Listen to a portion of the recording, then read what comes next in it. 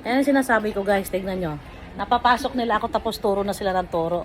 Hindi sila ubra sa akin. Pag sinabi kong no, no, it's a big no, no. No, no, no. Ala, t-shirt daw, sabi ni Jason.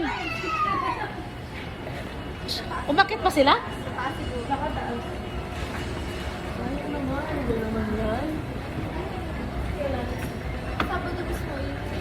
May second floor palang Uniqlo dito. Ngayon ko lang alam. Kasi sa gateway, wala naman second floor. Super big pala dito ang Uniqlo. So big. Oop! Sana si Douglets. Oops! Oh, ang dali ang bilis ah. Naka-cashier ka agad.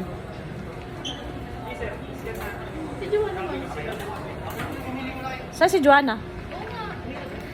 Ha? Ba't hinayaan yung mag-isa gagi?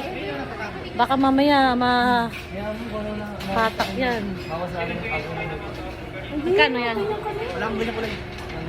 Oh, wala din ako. Magkakaroon yan. Magkano yan? Pang 9 lang.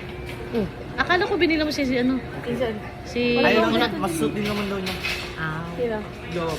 Ay, bilan tayo ng ano. Green ang Naman, bilan pa lang, ayaw mo pa. Ay, may bilan ba? Tara na. O ba, may 1,000 ka kay ano, Ramon ah. Bakit? Sabi ni naman, Jenny. Bigyan mo si ano ah.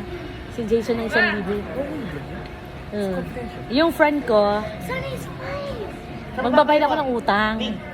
Tapos sabi niya, kasi itong anak ko, itong kalbo na to, yan, na tatawag niya kasi yan anytime. Tapos sabi niya, yung utang ko, kaya magbabayad ako ng utang. Sabi niya, bigyan mo ng 1,000 si Jason, ha? Aba! Malakas!